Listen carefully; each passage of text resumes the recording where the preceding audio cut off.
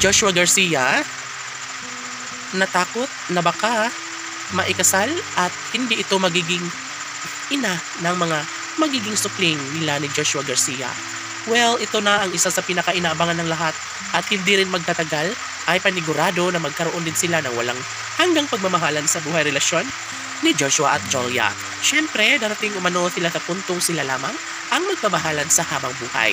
Diretsahang inamin ni Joshua Garcia na talaga nga namang nahihirapan siya, lalo na kapag hindi niya makamtan ang relasyong matagal niya niyang pangarap para sa pretty girl na si Jolia Barreto. Alam niyo ba na hindi naman ganun kadali para kay Jolia ang patunayan sa buong daigdig kung gaano nila kamahal ang isa't isa ni Joshua at Jolia.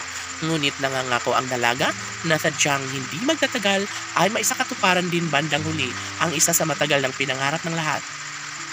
Siyempre, ang pag-iibigang tunay ng Joshua Love Team ay hindi pwede na mawawala ang kinang sa kanilang relasyon, na kahit marami ang mga umaligid, mga nanininira sa kanilang pagmamahalan, ay saludo talaga ako kay Alden Richards dahil nariyan siya na laging gumagabay at sumusubaybay kung anuman ang mas makapagbibigay kaligayahan sa taong bayan.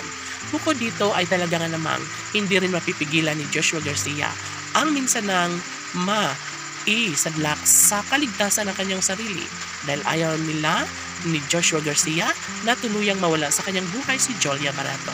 Ito pa man din ang asong pinakaminamahal at pangarap na habang buhay.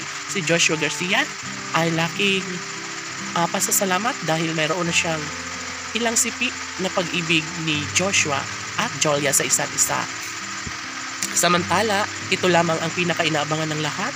Yun ay ang magkaroon sana sila ng habang buhay na pagmamahalan ni Joshua at Jolia. Sana'y hindi na umano mangyayari, sana'y hindi umano maisakatuparan ng isa sa pangarap ng taong bayan. Kung talagang desidido, si Jolia Barreto na makatuluyan ng gwapong aktor na si Alden Richards ay mangyayari at mangyayari pa rin ang kanyang pinakahininintay at pangarap ng lahat.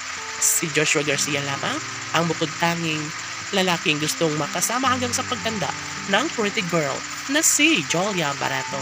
Sa kahit ano pa ang mangyayari ay panigurado pa rin na gawing makatotohanan ni Joshua Garcia ang lahat sa kanilang pagkakatuluyan ng babaeng nagbibigay sa kanya ng pagmamahal at importansya.